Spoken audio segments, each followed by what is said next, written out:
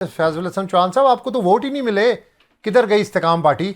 हमने पहला इलेक्शन लड़ा, 2.5 महीने पहले हमारी पार्टी रजिस्टर्ड हुई और उसमें अगर हमने 2 सीटें मरकज में और एक सूबे में ली, तो अगर उसका कंपैरिजन आप मौजूदा वो पार्टी जिसको बड़ा पॉपुलर पार्टी समझा जाता है तहरीक इंसाफ, अगर उसका पहला इलेक्शन 1997 में देखेंगे तो बानी चेयरमैन तहरीक इंसाफ समेत उनके हर कैंडिडेट की जमानतें जब्त हुई थी और एक भी सीट वो नहीं जीते थे। उनका दूसरा इलेक्शन 2002 में आप देखेंगे तो तमाम की जनाब जमानतें जब्त हो गई थी, हत्ता कि बानी चेयरमैन की भी 2 सीटों पर जमानतें जब्त हो गई थी और एक सीट मियां वाली की बड़ी मुश्किल से वो जीते थे।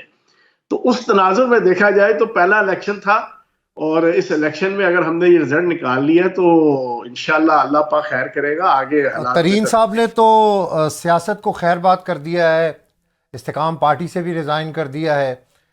तो अब कौन सा इलेक्शन? और दावे तो आप लोगों के बहुत ज़्यादा थे कि इतनी सीट्स ले लेंगे, इतनी सीट ले लेंगे। हाँ, अल्लाह पाक खैर करेगा। अलीम खान साहब प्रेसिडेंट है और अलीम खान साहब की सदारत के अंदर इंशाल्लाह पार्टी जनाब अब असल में मुनज़्ज़म होगी। और बाकी जहांगीर तरीन साहब ने एक बड़ा अच्छा जेस्चर, एक बीइंग ए ह्यूमन और बीइंग ए पॉलिटिशियन दिया है। एक अच्छे इंसान की ये निशानदही है, उनकी शख्सियत की अक्कासी करती है कि उन्होंने समझा कि मेरी चेयरमैनी में अगर अच्छा रिजल्ट पार्टी नहीं ले सकी तो मुझे रिजाइन देना चाहिए।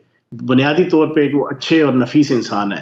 बाकी पार्टी मौजूद है और इंशाल्लाह अपना किरदार अदा करेगी और वक्त के साथ साथ मुनज़्ज़म भी होगी और इंशाल्लाह हालात दिन ब दिन बेहतरी की तरफ जाएंगे। इंशाल्लाह सियासत के अंदर कभी भी कोई हतमी कोई चीज नहीं होती।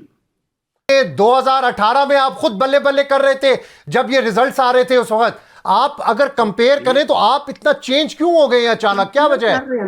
चेयर इस वजह से हुए कि जब रियासत पाकिस्तान के ऊपर 9 मई का हमला होगा, जब पाकिस्तान की सॉवरेनिटी पे हमला होगा, जब पाकिस्तान की बका पे हमला होगा, जब पाकिस्तान के रियासत, सर हम तो इलेक्शन की बात कर रहे हैं, आप 9 मई के ऊपर बात को लेकर जा रहे हैं। मैं इलेक्शन की बात कर रहा हूं आपसे, मैं इलेक्शन की बात कर रहा हूं, इलेक्शन डे की बात कर रहा हूं, इलेक्शन रिजल्ट्स की बात कर रहा हूं आपसे।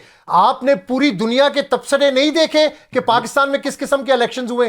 और भाई कौन से दुनिया के तबसरे देखे? मैंने आपके सामने फैफन का जनाब आपको नतीजा दिया है, जो सबसे न्यूट्रल ऑर्गेनाइजेशन है। आप माशाल्लाह खुद बड़े सीनियर रिपोर्टर हैं, आपको नहीं पता कि फैफन की क्या क्रेडिबिलिटी है?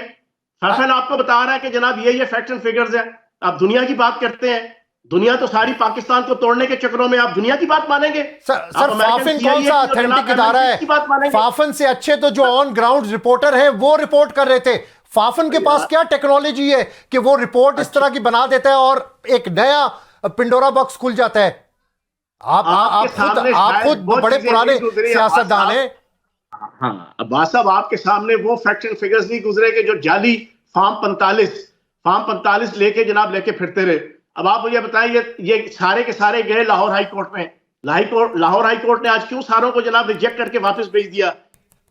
सलमान अकरम राजा से पूछा, बताओ तुम्हारे पास क्या प्रूफ है? वो कहता है जी वो ARY के अंदर ये रिपोर्ट थी, जियो के अंदर ये रिपोर्ट थी, हामिद मीर ये कह रहा था। उन्होंने कहा इसको छोड़ो, मुझे कोई डॉक्यूमेंट दिखाओ। जज ने कहा, उन्होंने कहा जी डॉक्यूमेंट कोई नहीं है। उन्होंने कहा जाओ जाके इलेक्शन कमीशन में जाके बात करो, मेरे पास क्या लेने आए हो? अगर कोई जेन्युइन बात होती तो लाहौर हाई कोर्ट उसके ऊपर कोई ना कोई स्टे देता ना। सारों को मुंह काला करके क्यों भेजा? इस वजह से कि उनके हाथ में कुछ नहीं था, सिर्फ प्रोपेगेंडा था। सर उनके पास फॉर्म, जनाब तजजिए थे चौहान साहब, उनके पास फॉर्म 45 थे, उनके पास फॉर्म 45 थे। और भाई जाली फॉर्म 45 का सारा भांडा फूट गया। बात साहब आपके पास है ही नहीं वो सारा। सर मेरे पास है फॉर्म 45 जो जारी हुए, वो भी बहुत सारी चीजें हमारे पास। तो अच्छा, आप इलेक्शन कमीशन को मानते हैं ना? सारी डिटेल पता चल जाएगी। आप इलेक्शन कमीशन को डिटेल पता चल जाएगी। जाली और झूठे फॉर्म 45 बना के रखे गए, जाली और झूठे फॉर्म 45। मैंने अपनी सारी जिंदगी इलेक्शन लड़ाते गुजरी है बात साहब।